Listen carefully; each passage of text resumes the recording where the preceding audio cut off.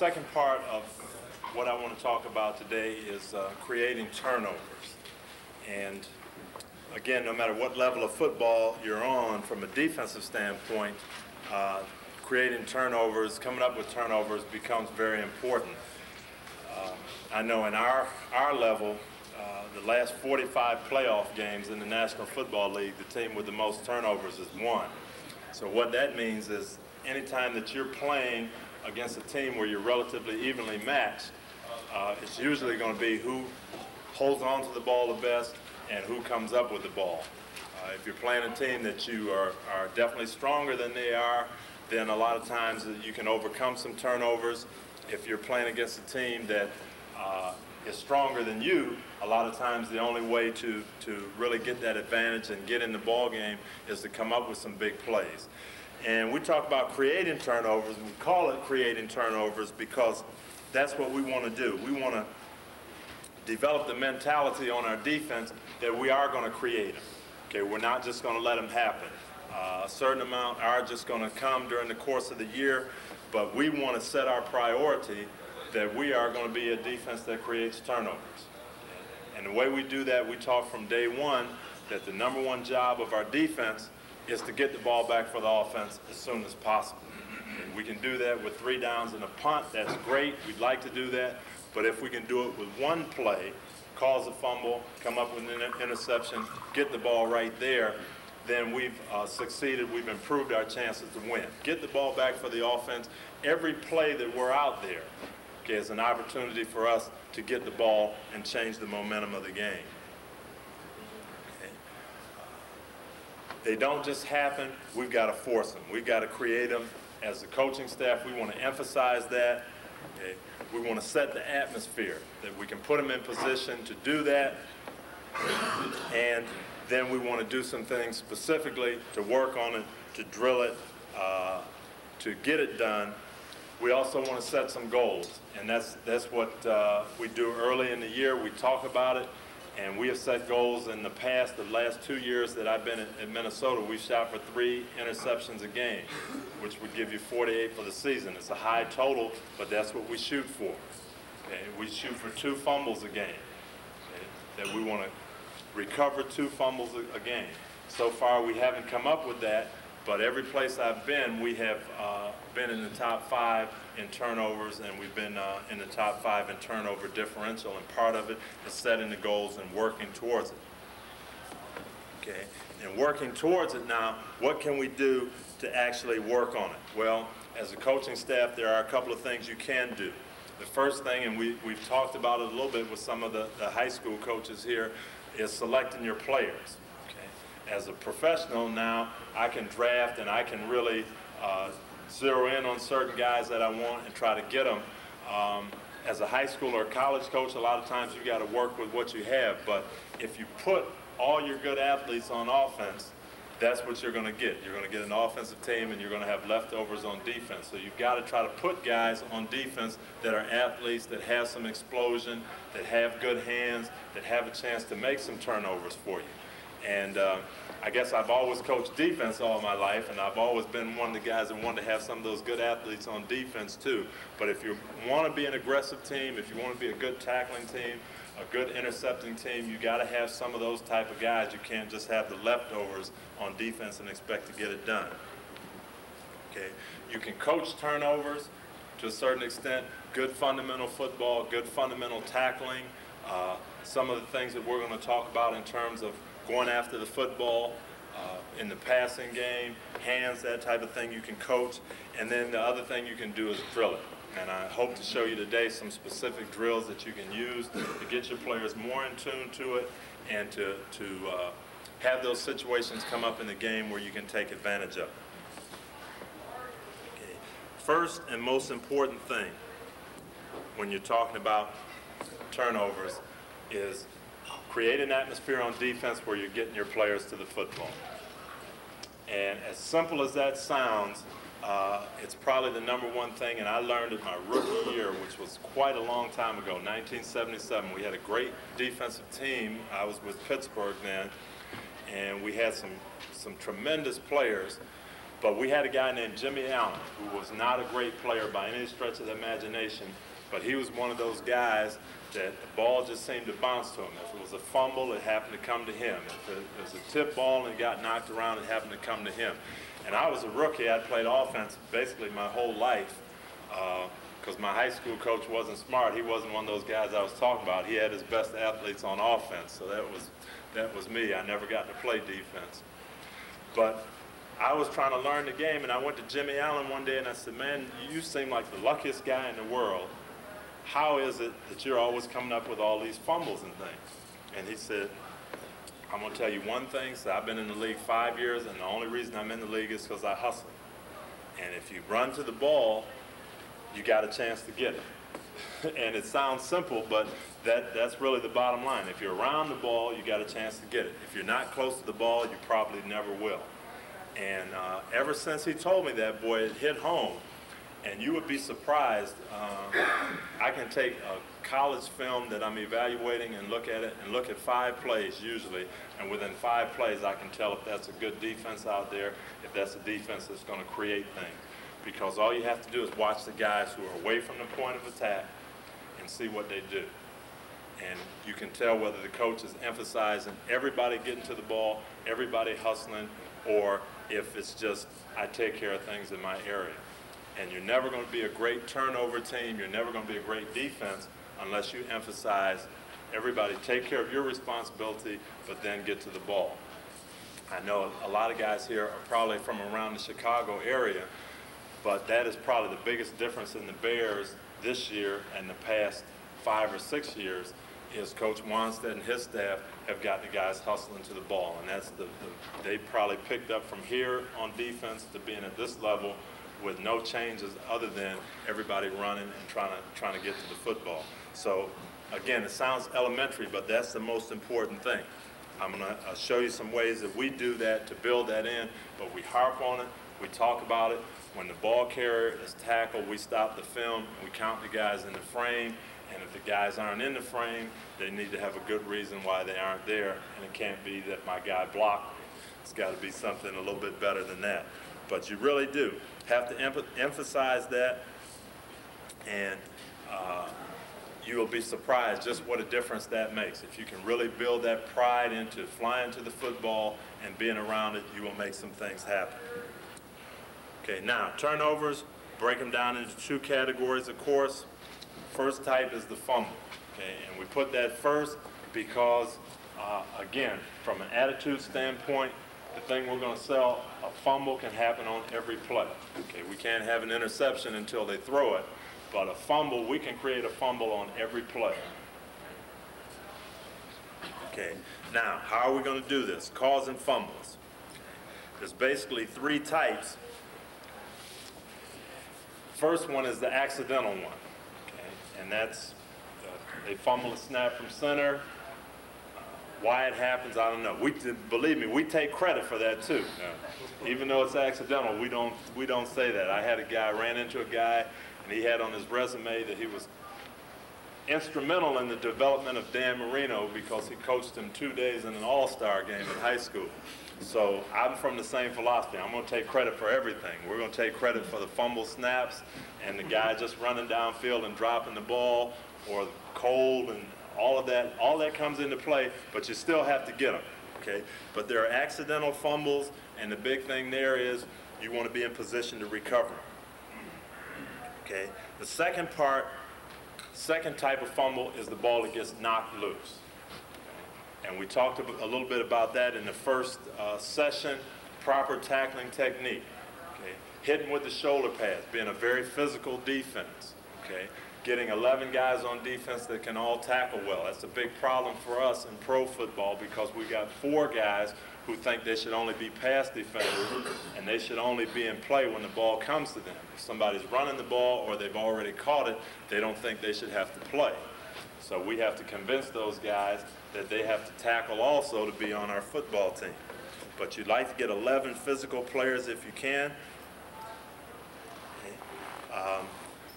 We try to tackle with the shoulder pad. Okay. we try to make sure that we can see the ball and put our face mask on the ball. And a lot of the drills that we'll do, we'll start out having the ball carrier with the ball, trying to put our face mask on it and our shoulder in the soft spot. But we want to do that. We want to come in and be physical, and we want to try to knock that ball out if we can. Okay. Gang tackling, 2 or 3 guys in on it. Okay. Coming from different sides, knocking that ball out, being physical, again, to create that fumble. Okay. And the third way that we're going to cause fumbles, and probably the biggest way, is stripping the ball. And stripping the ball, a couple of different factors. Usually it comes from behind. Okay. And the reason for that is the ball carrier doesn't see you and doesn't have a chance to protect the ball. So I'm coming from out of his field of vision, he's running and doesn't see the contact coming, and you've got a chance to strip the ball. If you're coming from head on, normally he's going to see the contact and tuck the ball away. But now if I'm coming from anywhere out of his field of vision, I want to make the tackle, but I also want to have it in my mind that I can punch the ball out or I can tomahawk the ball out as I'm getting him down. That is a big thing that we're going to emphasize to our players. Take advantage of that. Look for that anytime you're coming to make a tackle and the ball carrier doesn't have vision on you. It's an opportunity to strip the ball. Okay. The other way you can strip the ball is when you've got the guy hung up and the whistle hasn't blown. Okay, you're in a pile or the player's got him. You're the second or third guy coming in. Okay, we don't want to miss him. Okay, we want to hit him, be physical, get him down, but when we've got a guy hung up and the whistle hasn't blown, we're going to try to get in there and rip the ball out. And that can be very, very effective. Seattle is probably the team that does it the best of anybody in our league. When I was in Kansas City and we used to play them twice a year, we used to have what we call the Seattle rule. And that was all our running backs. If they got in a position where they were hung up, they had to go down immediately and not try to struggle and gain yards, because Seattle did such a good job of coming in and ripping the ball loose in the piles. But that can be an effective thing also, second or third guy in, stripping the ball when we've got a guy hung up. The third situation is stripping the ball from a quarterback.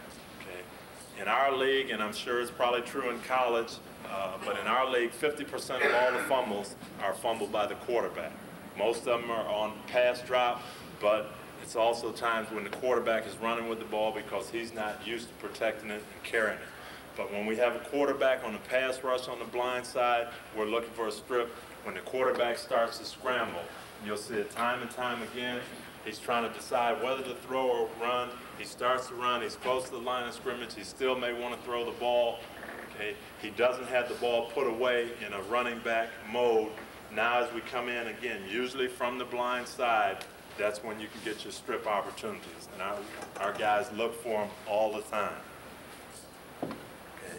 So again, just to review again, stripping the ball, usually from the blind side, or when we got a guy hung up, especially on the quarterback. We want to look for it. Okay. Physical play, we're going to try to get after him, get as many people to the ball as we can, face mask on the ball, knocking back guys physically. We're going to create some fumbles. Okay. That is half of it. Okay. Half the battle. We've created some, we've caused some. Now how are we going to recover? Okay, sounds kind of funny, but recovering fumbles is the most important part of it. Okay?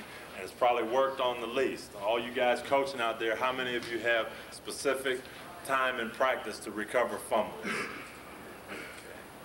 Got a couple of guys, okay? Believe me, it's important. And we still have guys in the pros that have that down there like it's full of money, that briefcase, and they dive right on top of it. Okay? And that is usually going to either get you hurt or get the ball spit out. But you got to work on it and set time aside. We do it 2 to 3 times a week, and we do it individually as well. Okay? First of all, now, players, you want to know the situation. Okay? Are we in a situation where we're protecting the lead at the end of the game, and all we got to do is get the ball back? If we're ever in that situation, it doesn't matter where the ball is. It doesn't matter how open the field is, we're just going to fall on it. We're going to end up cradling it in, scooping it in, and making sure we get possession. If that's not the case, if it's early in the game, if we need to score, whatever, now I've got to make a decision. Am I in the open field? Is there enough room around me where I can try to pick it up and run? And we tell all our guys, you got one shot. Okay? If you can pick it up and scoop it on the run, that's what we want to do. We work on that. Okay? If you miss it, there's going to be people around. The ball's going to attract attention. Now we've got to cradle it in. Okay? Second situation, there's traffic. Okay? The ball is on the ground, but there's people around.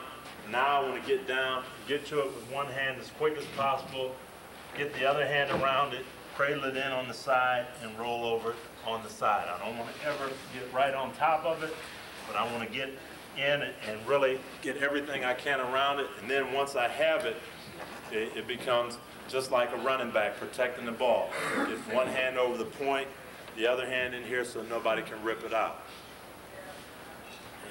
Then the next situation we have is the ball is fumbled near the sideline. Okay? Ball's fumbled near the sideline. We know the rule on defense. If the offense fumbles it and it goes out of bounds, it belongs to them. So I've got nothing to lose as it's starting to roll out of bounds. If I can't get to it, I don't want to try to recover it now. I want to try to knock it back into the field of play. Hopefully one of my guys is going to get it. If they don't, if the offense gets it, it would have been their ball anyway, so I'm not going to lose anything. Near the sideline, I've got to make a decision. Can I get it before I get out of bounds? If not, try to knock it back to one of my teammates. So those are the three situations that we've got as far as recovering the ball. Open field, well, actually four situations. Time and score dictate that all I've got to do is get on the ball and we're going to win it. Now I'm going to cradle it no matter what. Open field, I can pick it up and scoop it.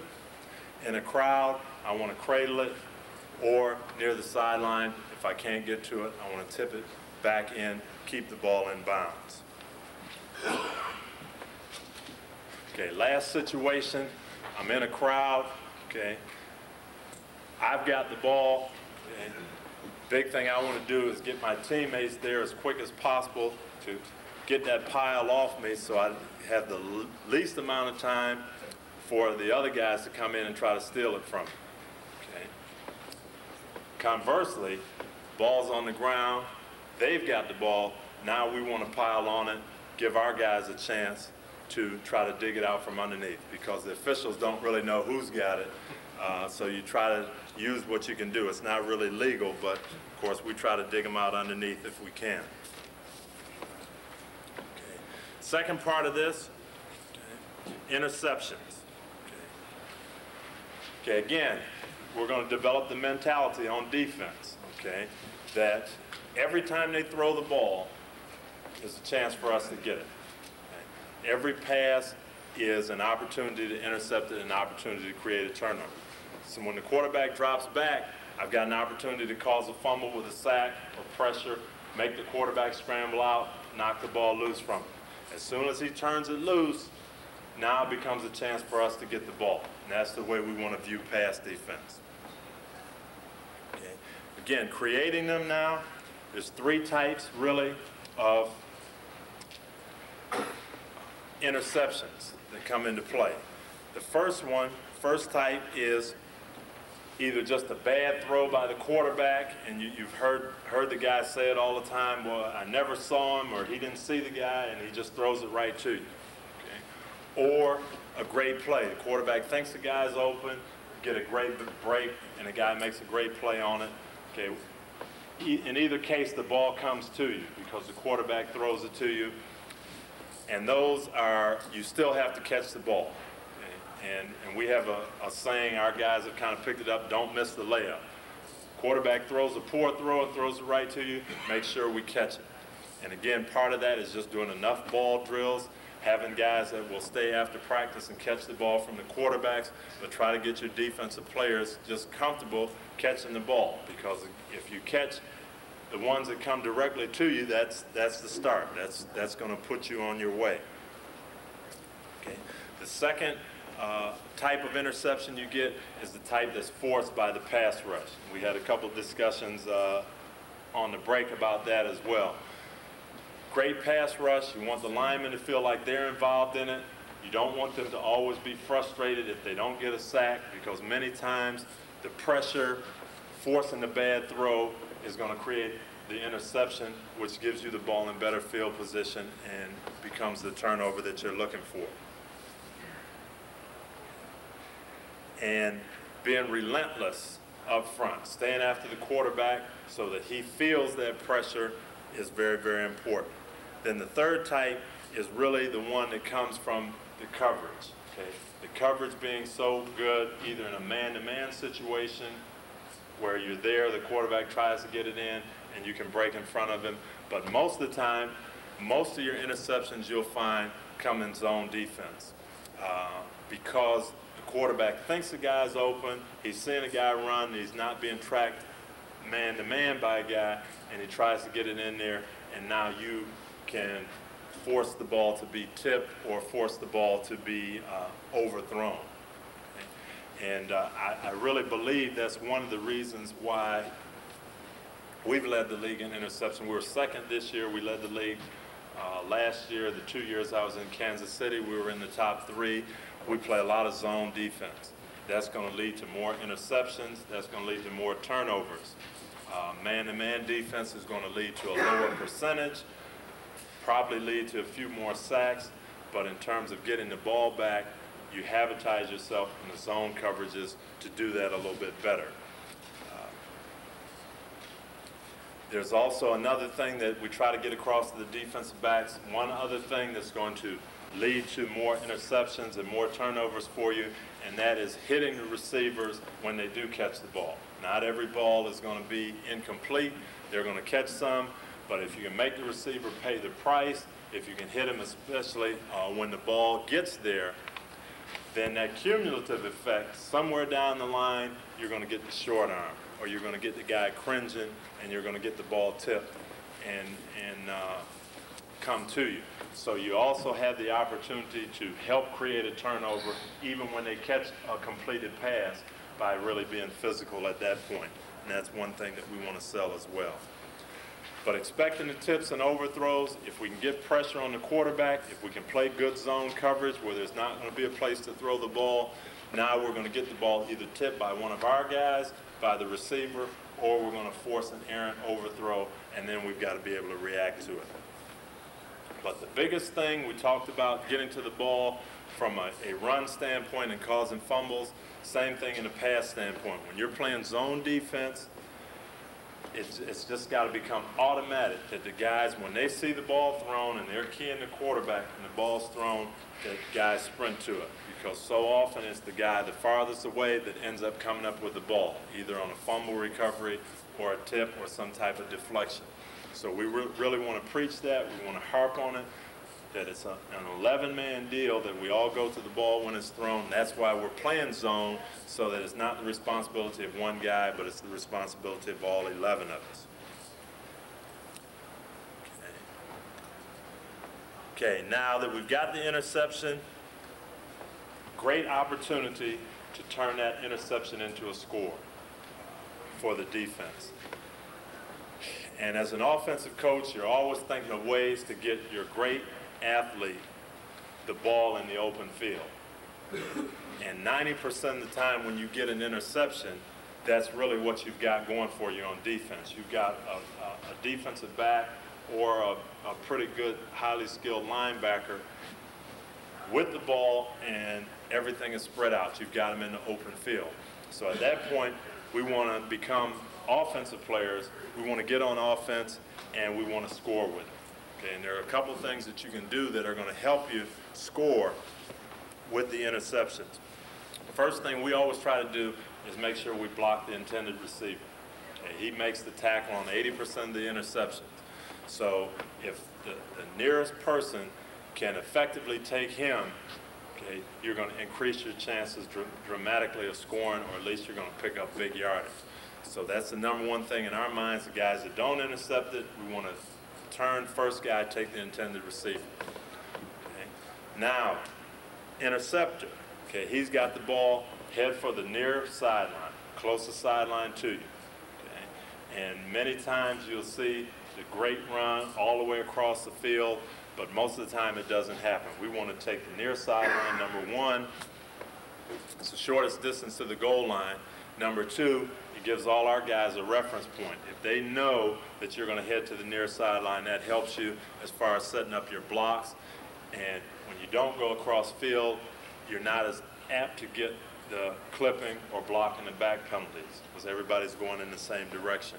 But it gives everybody a reference point. That's where we're going to take the ball. It's kind of like designing a punt return, that you know that it's going to be a right return or a left return. It's going to help you block accordingly. Same thing for us. When we get it, we want to take it to the near sideline. And then the third thing we want to do is we want to become blockers. We want to become offensive. We want to go after guys. It usually involves your defensive linemen, but it can be the defensive backs as well who are going to catch that ball carrier and become a lead blocker for them. But this is our one chance. Normally we've had to react all the time. Now we've got the ball and we can go after people. And we actually practice that. We practice interception drills. I'll get into that right at the end of the presentation. But the more you practice it, the more you're going to get. We didn't score as much this year. We had 3 scores defensively. We had 8 scores the year before, and it's not necessarily just luck. A lot of times practice comes into it.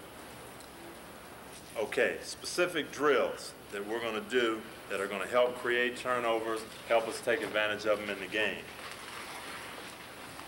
And again, break them down really into 2 categories.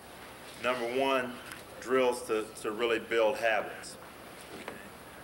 We start out with the tackling drills. Guys that were in here before, again, we really want to emphasize being a physical team. We want to try to tackle fundamentally sound in a way that we've got a chance to create some turnovers. We always talk about hitting in the soft spot with our shoulder pads, trying to hit right in here, and getting our head and eyes up, putting our face mask on the football if we can. If we can pop that ball out with the face mask, but we're coming in nice and aggressive and tackling properly. Okay? And we will do it, again, our tackling drills every day, and we're going to try to use the football if we can with the ball carriers so that they give us that target to try to pop it loose. Okay? That's the number one thing we're going to do, tackling drills. Okay? We're going to do some things as far as 2-on-1 tackling. Okay? A lot of times we'll do this maybe once a week where we have a 3-man group. Okay? We've got a ball carrier, we've got a tackler, he does his normal angle tackling drill. Third guy comes in now and tries to rip the ball loose. Again, simulating that we've got the ball carrier hung up. I'm the second guy in. I try to make the hit, make contact, but now I'm going to try to strip the ball as well. Okay, we're going to do some strip drills. I'm going to have a ball carrier just running. I'm going to come at him from an angle, either from the side or behind. Okay, and I'm going to come in to make the tackle, but I'm either going to try to punch the ball out from behind as I wrap him up, or I'm going to try to tomahawk down and rake him as I come across. And I can do that in several different ways.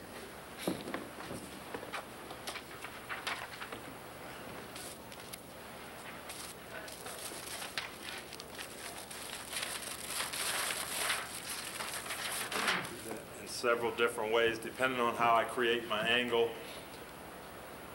Ball carrier here coming in this direction. I can have my tackler coming from here, or I can have my tackler coming from here, or from straight behind him. But again, we will do that and really try to work on stripping the ball. Okay, our defensive linemen, and a lot of times you can combine a lot of these drills, but our defensive linemen, we have a dummy that we've just kind of tied an arm on that holds the football. Okay. And they'll do the work on their pass rush moves and come around to the quarterback, to the dummy, tackle the dummy, ball's on the ground. Now they've got to roll and recover it. Okay. Just creative things like that, adding the football into basically any drill that you do, okay, to present the situation where the ball's fumbled and now you've got to recover. Okay. And then obviously the recovery drills. We'll use it for a lot of different situations. We like to do a lot of stuff with open field recoveries. Okay, the ball's on the ground, we're in the open field. We got the one shot to bend down, scoop it, and continue to run. Okay. If we can get that, then we take it. If I took my shot at it and I miss it, I got my one shot, now I've got to go down and crate it. Okay. And again, there's a lot of different ways you can set that up. You can set that up off tackling drills. You can set it up just rapid fire, one after another, fumble recovery drills. You can do it as a conditioning drill, which we do at times as well. Okay. From a passing game standpoint, we do a lot in terms of the tip drills. Okay. And we'll set them up a couple different ways. We will have defender here, receiver on the side, okay. Coach or quarterback here, throwing the ball here just at a receiver running across, and he tips the ball. Okay. And then we've got to find it. Or we will have a stationary receiver, defenders here, okay, coming at him, simulating breaking in zone coverage, and the stationary receiver tips the ball. And defenders now have to find the ball and recover to it. Okay. That is one thing we like to do with our defensive backs more than anyone but linebackers as well. And then from a team standpoint, we do what we call a zone drop drill, which I like an awful lot, and it has helped us tremendously. Basically, we take the 7 guys who are involved in pass coverage, 3 linebackers, and the 4 defensive backs. And we've got just cones for a tight end and 2 wide receivers, so they set their strength up. Quarterback is here, coach. Okay. And we call the defenses, call the coverage that they're going to be in. It can be any of our zones. Quarterback drops back, and they take their drops to wherever that coverage calls for. And then we have 2 players. We use the kickers, but you can really use anybody who you have available. So from this standpoint now, the quarterback, he's taking his drop, and now I can throw it anywhere down in here deep, okay, getting the ball reaction from these 7 guys. If they intercept the ball, then they've got to go ahead and come on and return it back 5 yards beyond the line of scrimmage. We'll usually give them 3 shots and then rotate the next group in.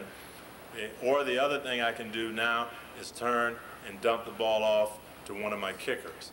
And now we've got to come and everybody make sure they get into a pursuit situation. So that is something that's really been good for us. I think it's helped us in a lot of ways. It helps us get vision on the ball and break on it, helps guys catch the ball in traffic. Then it also stimulates the pursuit. When we do drop the ball off, now we work on getting to the football and getting guys there when we do cause the fumble. But that's a team drill that we do just about every day in training camp, and it really helps us. Second thing you can do, as we talked about, are conditioning drills. Okay?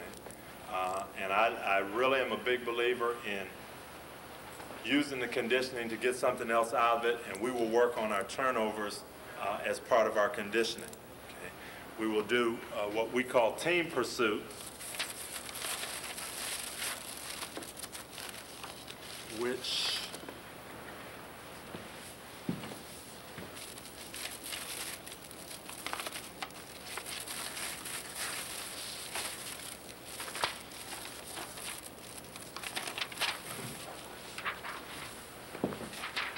we use as a conditioner. Okay? And it starts, it's basically on the same premise as the zone drop drill. But we'll use our kickers, and this time as wide receivers. Okay? We use different guys, whoever we can find as running backs back here, strength coaches or ball boys, whoever you can come up with.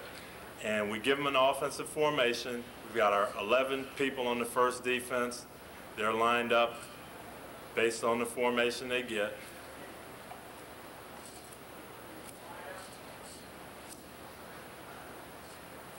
And this takes place, this ball is on the 25-yard line going in. Okay? And we do a couple things from this standpoint. We can toss the ball to our running back either way. Okay? If we do, he starts to the sideline. Everyone responds to run, takes a good pursuit angle, and has to sprint to that corner of the end zone across the goal line.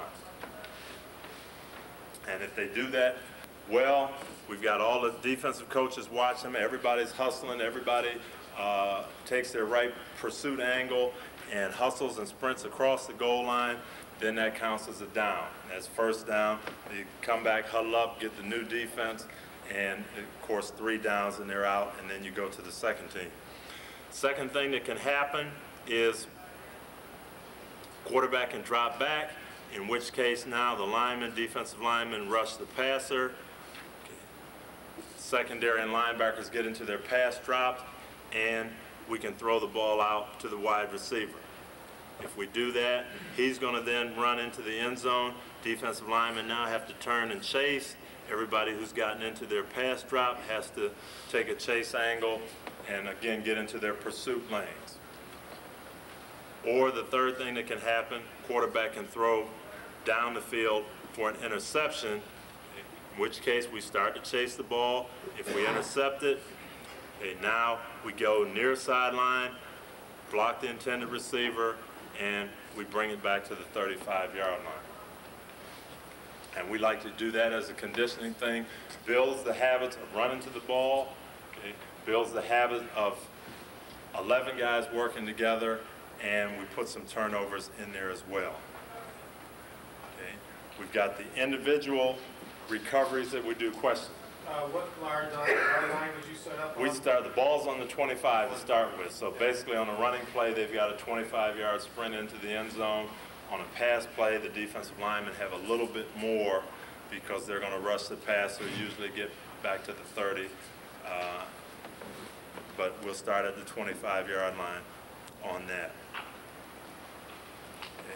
We'll do some individual fumble recoveries and running with the ball for conditioning, as we talked about. And in the first session, too, I talked about deep balls, catching deep balls and making that part of the defensive back's individual time as far as conditioning, so that they're working on running, catching the ball when they're tired, recovering the ball when you're tired at the end of practice, that type of thing, and it really becomes helpful. Biggest thing, though, as I said, it really is preaching the mentality. We've got to take advantage of the opportunities to get the ball back. We've got to work on it. We've got to do some individual drills. We've got to do some team drills. We take at least 5 minutes a day, okay, every practice we have on a period that we specifically designate as turnover drills. And it may be a zone drop from a team concept. It may be an individual position coach where he's going to work on stripping the ball, or he's going to work on fumble recoveries, or he's going to work on ball drills as a defensive backfield coach. But we're going to have a turnover period every day where we say, hey, this is a period where we're working on getting the ball back, so that when the guys see those opportunities in a game situation, it becomes something they can take advantage of. Yeah, I've got a little tape here to illustrate some of the things that we're talking about. Then I'll be happy to answer any questions that you have.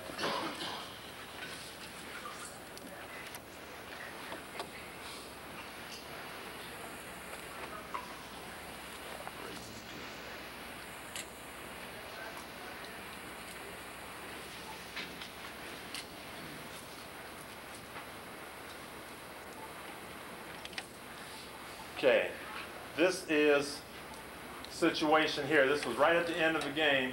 Defensive back here, you're going to see a ball caught on him. Okay. And this is the punch drill that we work on quite a bit. And again, this just is the mentality that, hey, when the guy catches the ball, okay, he caught the ball on me. And it could be over right here, but I'm not just thinking about making a tackle. I'm looking at an opportunity to get the ball back. And we said anytime that the receiver or the ball carrier isn't looking at you, doesn't see you, that's a chance to strip the ball. This is a maneuver we call a punch, and he's worked on it 1,000 times in practice. And he just comes in, punches it out, and there's the recovery. Okay, another situation, this is the second situation that we talked about, the quarterback. Okay, we get a good pass rush, he gets out of it and starts to scramble. This is when he's vulnerable. Okay. You got a guy coming in, quarterback is not used to protecting the ball, okay, and we lay out, and that's what we call a tomahawk, where you come over the top, but he is definitely looking for it. And again, we get the recovery. Okay, you're going to see another tomahawk here, Chris Dolman. Situation with Mikowski, this is from '92, where the quarterback's going to scramble. Okay, and he is definitely looking for it.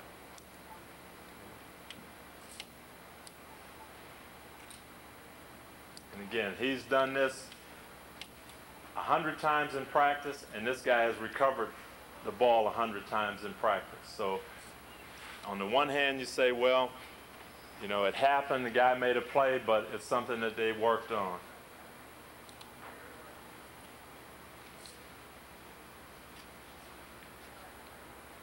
Okay, another situation on the running play, you're going to see a missed tackle here.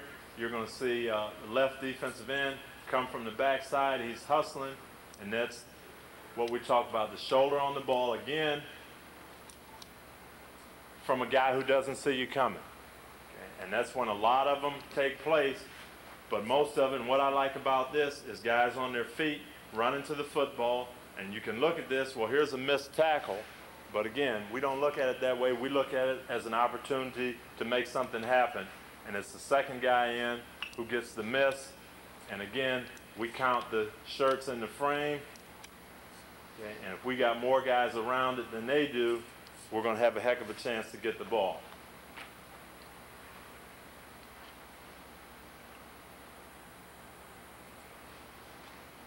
Okay, here's one of those accidental ones that we take credit for. Their quarterback's going to fumble a snap. Okay. Okay. Quarterback has the ball right here. Okay, Jack Del Rio is going to end up with the ball. Again, it's something we work on. We have a little drill that we work on a couple of times a year where we just try to take the ball away from somebody who's got it on the ground. And Jack's going to end up getting this ball, and it goes in our pocket as a big turnover. Okay, here's one against Chicago.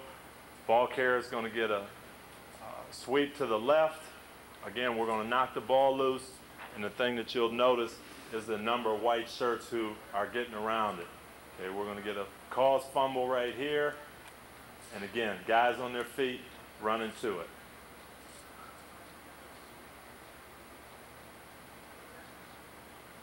Okay, here's one against Tampa. We're going to get the left end again with pressure on the quarterback. He's going to be vulnerable. We're going to knock the ball loose. Okay, good hit. But here's the second effort. Guy who misses a tackle, doesn't stay blocked, doesn't stay down, bounce up, and this is the one shot that you get. And again, it looks like, well, this is a nice play, but believe me, this is something that this guy has done 100 times in practice, worked on the scoop.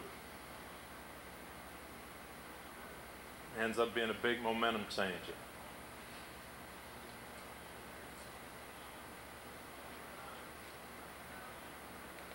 Okay, you'll see a pass thrown to this man over the middle. You'll see a nice strip right here, and again, you'll see guys swarming around the ball. And again, causing it is part of it, but being there and being available when the ball's on the ground is the other part. And I'm not sure if half of these guys are happy that we got it or they're upset that they didn't get it, because they have a little, you know, there's a little kitty in there for the guys that come up with them too. But again, you'll see Jack, nice job getting on it, cradling it in, okay, protecting it, okay, just the technique we use, and then making sure you come up with the ball and twist it away. Okay, this is a backside strip on the quarterback, Chris Dolman, either right in, getting the quarterback vulnerable. Oh, no, this is a different one, excuse me. Outside backer who gets a free shot on the quarterback. Okay, this is one of the problems with the run and shoot. But we get a free shot, and then you're going to see a good hit, and again, a nice scoop. Again, this looks like just a, a lucky bounce. But these guys work on it all the time.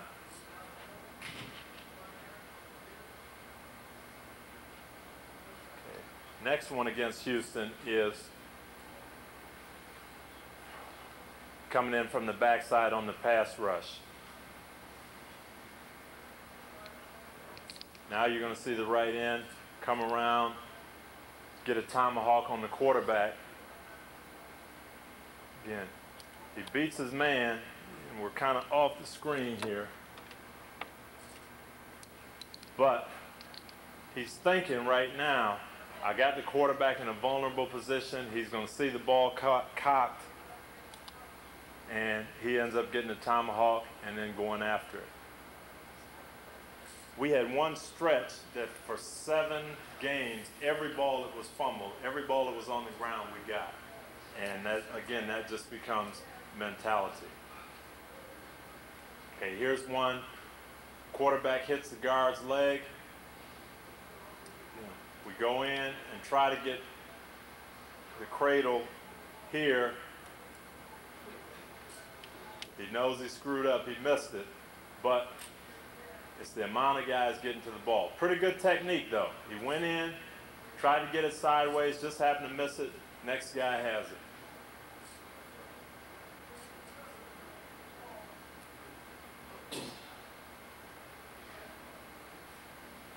Okay, this will be another backside pass rush by Dolman. And this is a guy who can really get a lot of them on right-handed quarterbacks. I can get you.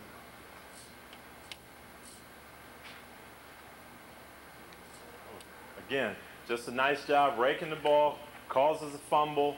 This guy has one shot to get it. Normally he should go down on it right there, but he ends up scooping it up in their backfield.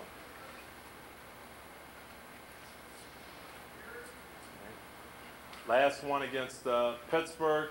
You'll see a tight end come across. He's going to catch the ball and be wide open here. Okay, we don't like to see that part of it. Okay, could be a big play for them, but we've got guys here who really don't want to give up on it.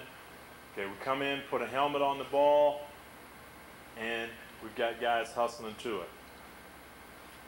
Okay, just an example of some of the ways we're going to get them from a fumble standpoint.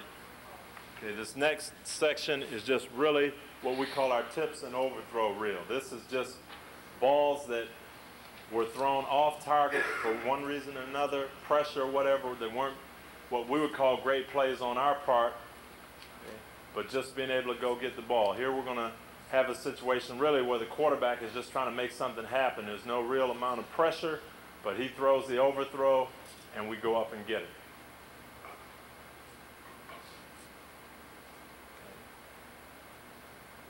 Okay.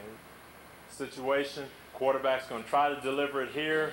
The ball is going to end up being just tipped by the wide receiver, but this is basically what we're talking about. Zone coverage, no one's covering the guy man to man. They all see the quarterback, and they're responding to that, and we get an interception on the tip.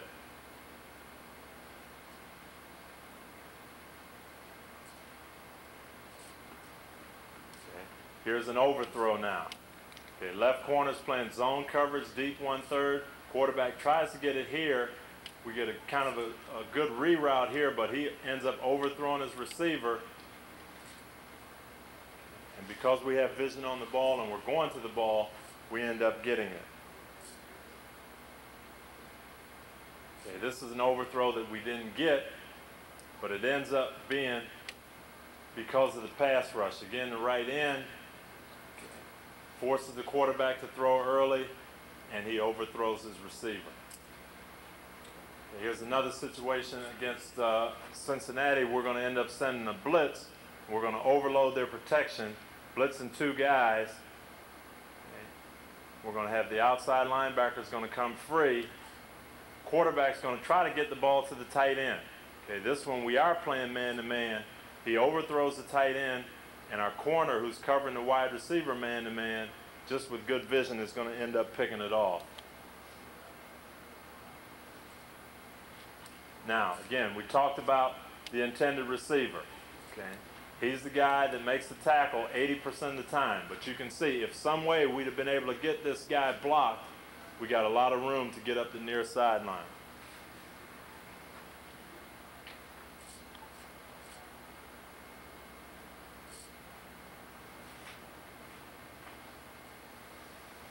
This is going to be an interception on an overthrow. Where again, we're just playing zone defense. He's going to try to get the ball here, and because of the pass rush, one of our deep safeties is going to be able to pick it off. Okay. Again, intended receiver makes the tackle. Same setup, zone coverage. Okay, our middle linebacker ends up forcing this ball to be thrown high, and the safety man picks it off again on an overthrow.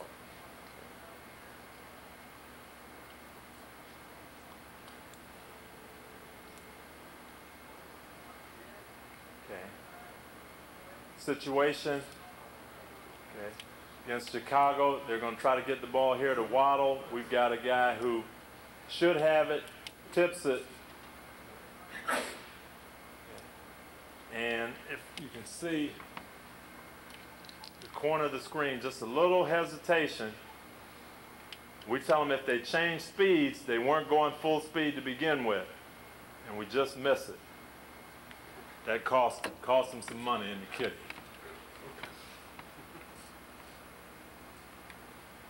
Okay, this is late in the game. We're going to get a good pass rush, force the ball to be thrown. Again, that one is as much on the defensive lineman as anybody, but this is a good idea of what we're trying to do. Block the intended receiver, get up the near sideline, and outrun them. Turn to offense. Okay, so those are just some examples of what we're trying to get done, and when you see it come to fruition out on the field, boy, it looks good, and it looks like everybody's in the right place at the right time, and good things are happening. But a lot of it is, there is a rhyme or reason to it. A lot of it is things that we work on, emphasize, build the mentality. We have a lot of fast, explosive players, so that helps us. But it's also things that we work on to try to stress getting to the ball, being physical, and playing a lot of zone coverage to come up with those interceptions. Any questions on any of that from the turnover phase? If not, it's been great being here. Appreciate your attention. I'm going to be around most of the evening too and listening to the other speakers, so if you have anything you want to talk to me about just individually, I'd certainly be more than happy to, and wish you the best of luck in the coming season. Thank you.